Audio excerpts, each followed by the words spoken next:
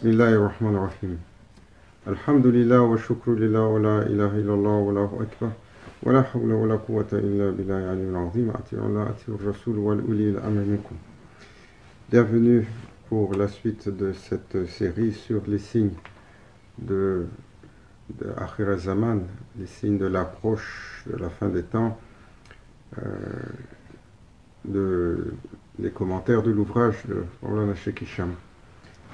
Et Inch'Allah que cette journée nous trouve tous en santé dans le khair et que nous soyons sous la protection d'Allah Azzawajal et que nous soyons également élevés dans un espace de sérénité, de bienfait, d'accomplissement.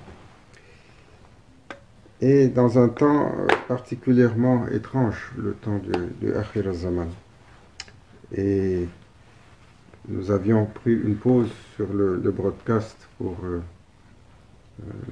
le décès dans la famille de certains de nos frères ici qui ont perdu à la fois leur nièce et leur père. Donc nous avions des récitations chaque soirée, Inch'Allah, qu'Allah Azzawajal les reçoive dans sa miséricorde, dans son pardon, et leur accorde l'intimité du prophète sallallahu alayhi wa sallam et son intercession dans la meilleure station au paradis, Inch'Allah. Alors, nous continuons la série sur le retour de Sayyidina Isa alayhi salam. On avait parlé parmi les signes de la manifestation du Dajjal, l'Antéchrist, et par la suite l'arrivée de Imam Mahdi alayhi salam, qui allait être celui qui allait préparer, arrêter la guerre, préparer le retour de Sayyidina Isa alayhi salam. Et comme signe, alors, le retour de Sayyidina Isa alayhi salam. Jésus, que la paix soit sur lui, Isa ibn Maryam. Alors, Nawas ibn Sa'man rapporte que le prophète sallallahu alayhi wa sallam a dit: Jésus, que la paix soit sur lui, descendra sur le minaret blanc à l'est de Damas, posant ses mains sur les ailes de deux anges. Lorsqu'il baisse la tête, des gouttes de sueur en tombent. Lorsqu'il la relève, des gouttes à l'image de perles en jailliront.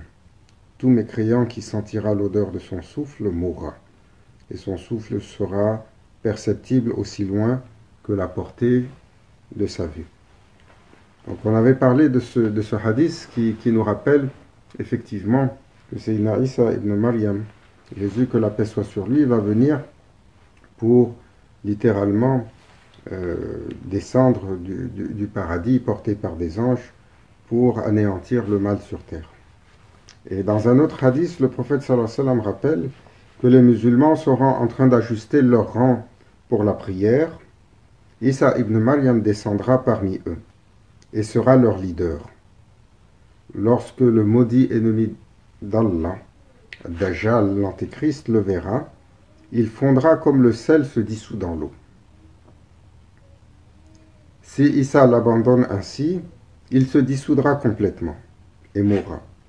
Mais Allah fera en sorte qu'il le tue de sa main, alors il exhibera aux gens les traces de son sang sur sa lance.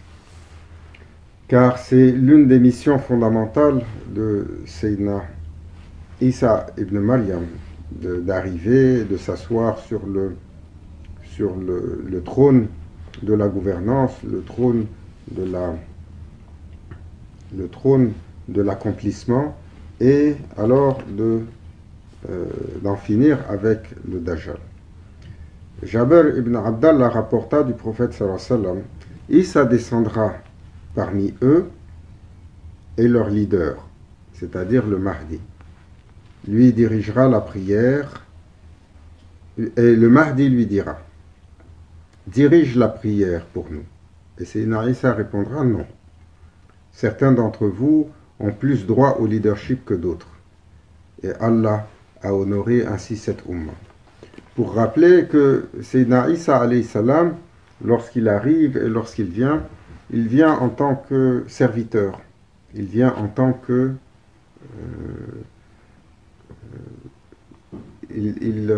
pour qu'il soit manifesté dans cette dernière Ummah, il viendra alors comme en abandonnant son titre de prophétie. Il viendra comme un messie, comme un khalifa, comme un gouvernant, mais le titre de prophétie, après le prophète sallallahu alayhi wa sallam, est scellé. Donc aucune personne ne peut se lever parce on est dans le dernier cycle et on est toujours sous l'ère du prophète sallallahu alayhi wa sallam jusqu'à ce que le cycle de cette vie se ferme. Sayyidina Abu Huraira rapporte en vérité, Isa ibn Maryam descendra en tant que juge équitable et un gouverneur juste. Il ira au Hajj, donc au pèlerinage, et viendra me saluer à ma tombe, et certainement je lui répondrai.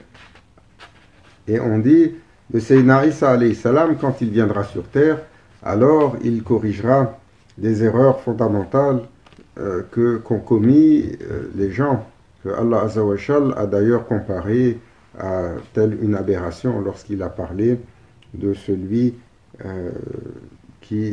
comment ils ont osé attribuer à Allah un enfant. Et quelle horrible aberration. Et le Seigneur des mondes, donc Sayyidina Isa alayhi salam, rappellera Jésus qu'il n'est pas mort sur la croix, donc il brisera la croix, qu'il n'est pas le Fils de Dieu, et également il anéantira, en même temps qu'il anéantira l'Antéchrist, il anéantira le porc. Le porc qui est un animal qui a été proscrit par tous les prophètes avant lui, qui a été proscrit de son temps, parce que la loi est encore valide dans l'Ancien Testament. Comme nous le savons, Jésus, que la paix soit sur lui, n'a pas apporté de loi, il n'a apporté que très peu de lois. Et donc ce sont les éléments avec lesquels il va s'asseoir sur le trône.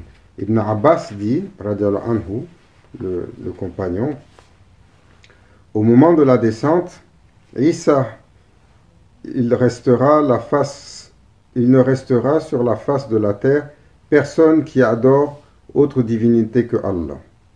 Tous ceux qui croiront en Isa et le suivront comme l'esprit émanant d'Allah, sa parole, son serviteur, son messager. Alors, son temps va être un règne absolu, sous la gouvernance de la lumière, sous la gouvernance de la lumière, sans aucune autre manifestation de croyance ou de mécréance, ou dit que toute l'humanité, parce qu'il va descendre avec une manifestation,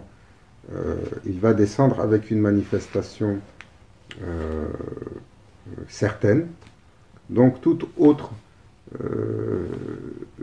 croyances vont être certifiées par l'unicité du chemin vers Allah et l'unicité du représentant du Seigneur des mondes, donc en l'occurrence le prophète, en l'occurrence Sayyidina Isa alayhi salam.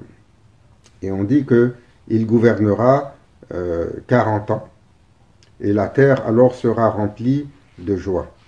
Abu Saoud, dans son commentaire du Coran, dit c'est une période pendant laquelle il n'y aura qu'une communauté sur terre, où les lions, les tigres, les loups pâtureront côte à côte avec les chameaux, les bovins, les moutons. Pendant 40 années, après quoi, Isa alayhi salam, Jésus, que la paix soit sur lui, mourra et sera enterré. Alors nous voyons que ce n'est pas simplement l'animosité des hommes qui tombera, mais c'est également l'animosité des bêtes. Tout sera en équilibre, tout sera dans une espèce d'âge d'or d'harmonie. Sayyidina Abu Huraira rapporte également qu'il demeurera sur terre pendant 40 années et mourra, puis les musulmans prieront sur lui. Donc nous voyons que son temps, dans les traditions monothéistes, chez les gens du livre, chez les chrétiens notamment, on dit que dans la fin des temps, Sayyidina Isa alayhi salam revient pour diriger la terre pour 1000 années. Mais en islam, c'est une période de 40 années, donc c'est-à-dire le temps d'une longue génération. Et 10 ans après que Sayyidina Isa alayhi salam soit parti, il ne restera plus une seule personne sur terre pour dire La ilaha illallah Muhammad Rasulullah. Car Allah Azza wa Jal aura envoyé une brise du paradis d'un odorat agréable pour saisir toutes les âmes des croyants qui s'en iront également. Et il ne restera alors que l'obscurantisme, la mécréance, le zulum, sur lequel sera fermé le temps, sera fermée la vie sur terre.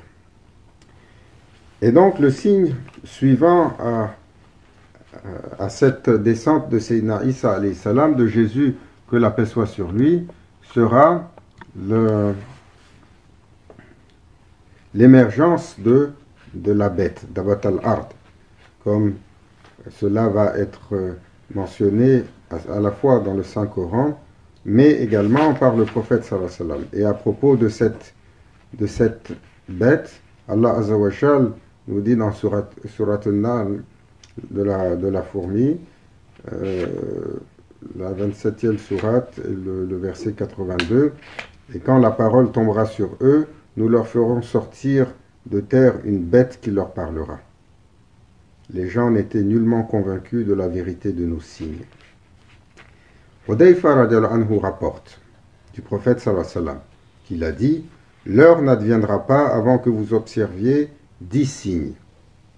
La fumée, le dajjal, Dabat al-Ard, la bête qui sort de la terre, le lever du soleil à l'ouest, la descente de Sayyidina Isa ibn Maryam, Jésus fils de Marie, les créatures de Yajuj ou Majouj, Gog et Magog, les glissements de terrain en 3 lieux, l'un à l'est, l'autre à l'ouest, et le dernier en Arabie, à l'issue duquel le feu brûlera en provenance du Yémen, poussant les gens vers un lieu de rassemblement.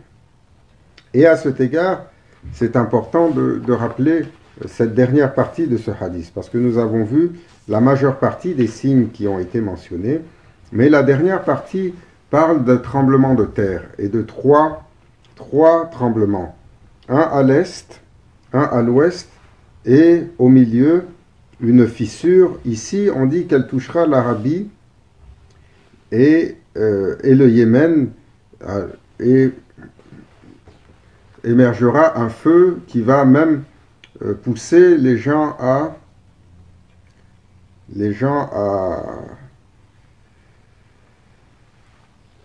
s'éloigner du Yémen.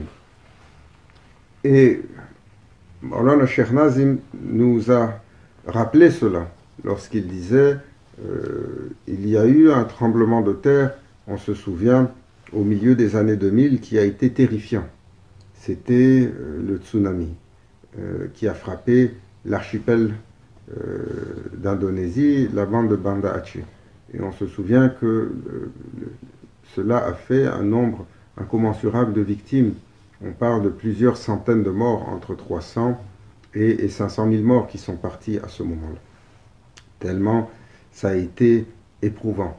Et lorsque ce tremblement de terre, qui est parce que le tsunami, il est causé par un tremblement de terre marin, lorsqu'il est survenu et qu'il y a eu cette tragédie épouvantable, qu'Allah ait miséricorde sur tous ceux qui sont partis dans cette mort soudaine et violente, et que leur soit accordé le statut de martyr, comme l'a promis le prophète sallallahu alayhi wa sallam pour les morts violentes et subites. Maulana Cheikh Nazim nous avait mentionné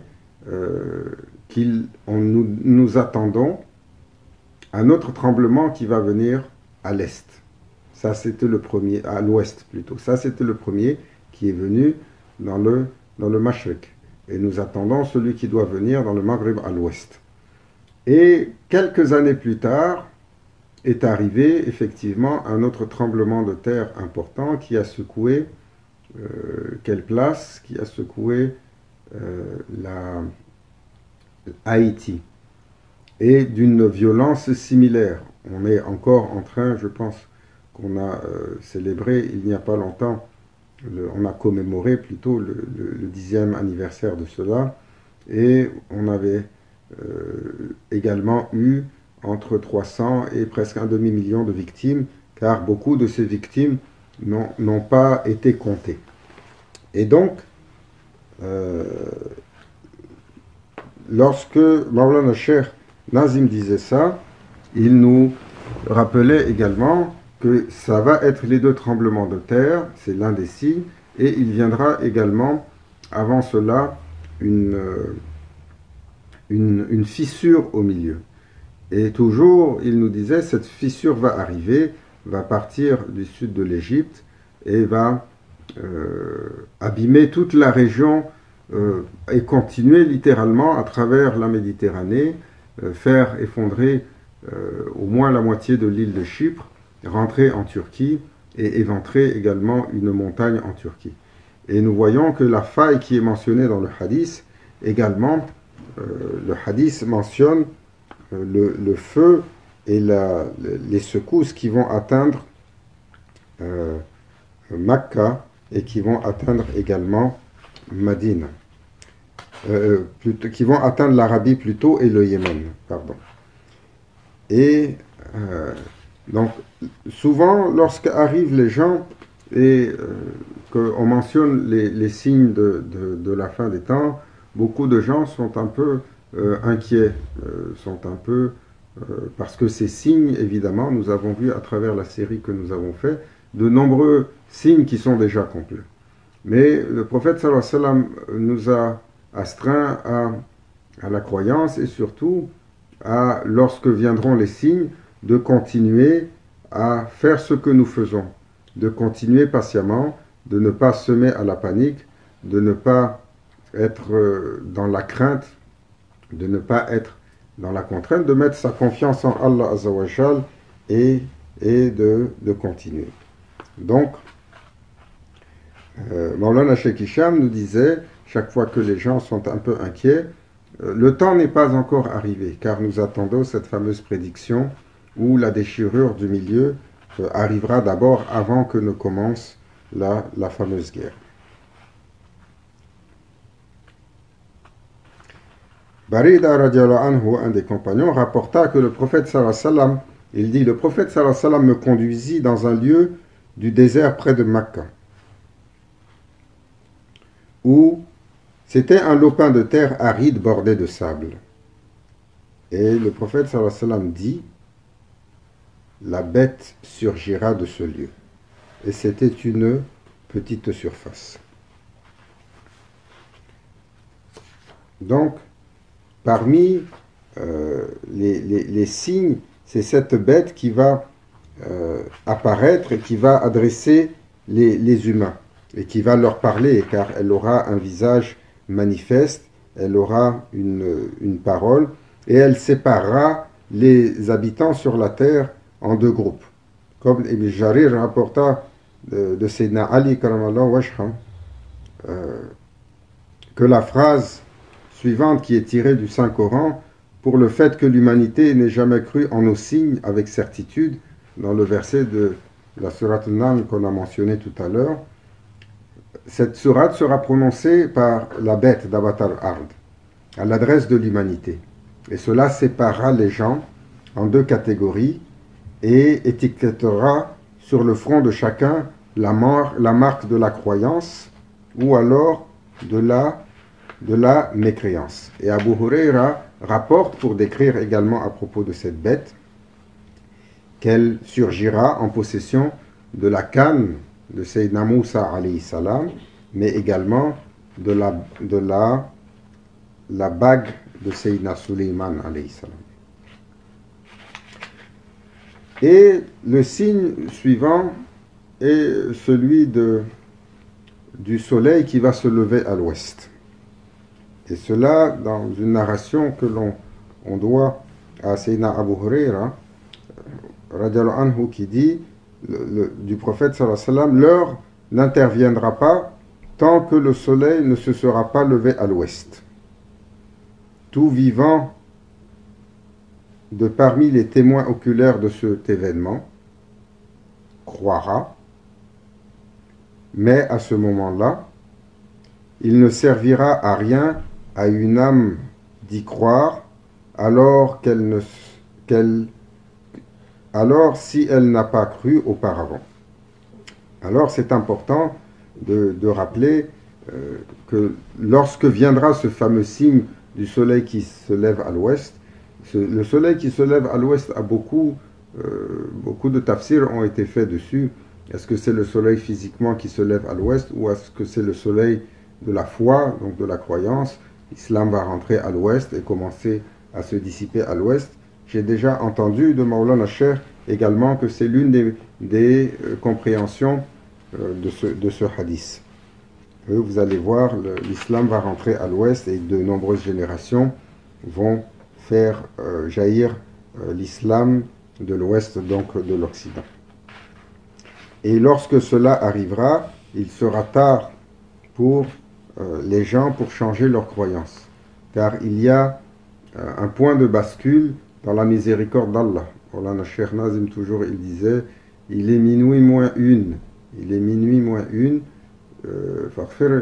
Courez chez Allah avant que la porte de la miséricorde ne se ferme.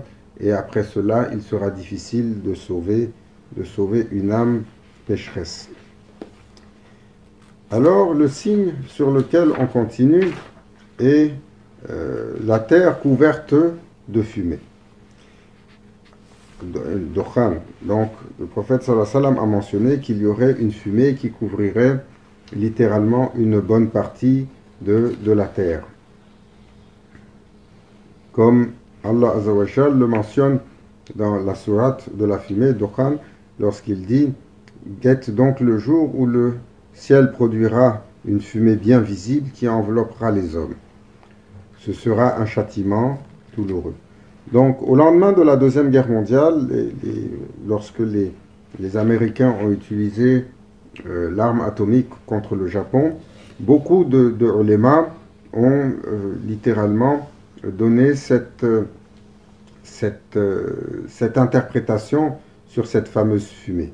Comme nous le savons, survient l'explosion de ces armes épouvantables que le shaitan nous a enseignées, les radiations alors se propagent et font un dommage colossal. Mais nous nous souvenons qu'aujourd'hui, les armes que nous possédons sont parfois des milliers de fois plus puissantes que celles qui ont été utilisées à Hiroshima. Maulana Cheikh, il nous dit. Et le hadith parle d'une fumée manifeste qui sera visible du monde entier. Plutôt le verset. Et donc, il faut qu'il y ait ce sera quelque chose qui sera visible et qui ne sera pas circonscrit à une seule région et dont la destruction sera relativement importante et massive. Alors, Abu Malik al-Ash'ari rapporta que le prophète sallallahu alayhi wa sallam a dit: Votre Seigneur vous a mis en garde contre 3 signes. La fumée, qui affecte le croyant à la manière de la cataracte, et qui affligera le mécréant en l'emplissant jusqu'à ce qu'il s'en libère par les tambours de ses oreilles. La deuxième, la bête de la terre, et la troisième, le Dajjal. Donc nous voyons que le prophète sallallahu alayhi wa sallam décrit alors un symptôme qui affectera les humains, un peu à la manière d'une grippe qui affectera les croyants, mais ne les tuera pas. Par contre, pour les mécréants, alors cette fumée aura une autre conséquence. Et ils seront enflés et éclateront par conséquent. Qu'Allah Azza wa Jal nous en préserve. Abu Moussa anhu rapporte que le prophète sallallahu alayhi wa sallam a dit: Ce peuple qui est le mien est celui à qui est faite miséricorde. il n'aura pas de punition dans l'autre monde. Mais sa punition dans ce monde sera constituée d'épreuves, de tremblements de terre et du fait qu'ils seront tués. Alors, nous voyons également à travers cela que le prophète sallallahu alayhi wa sallam rappelle que c'est une Ummah, c'est une nation qui, à cause de sa croyance, de sa piété, aura une facilité dans l'éternité. Mais, comme toutes les nations, elle sera mise à l'épreuve ici-bas, et sa mise à l'épreuve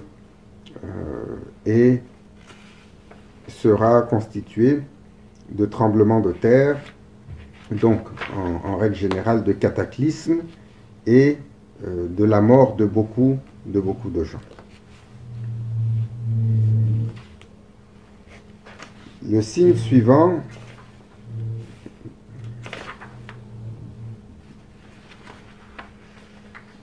Inch'Allah, pour lequel peut-être nous adresserons la prochaine fois, car il est un peu plus long que les autres, ce sont les créatures de Gog et Magog, Yajouj ou Majouj, ces fameuses créatures qui ont été emprisonnées par Sayyidina Zulkarnain alayhi salam, Alexandre, Iskandar, le prophète qui a vécu il y a longtemps.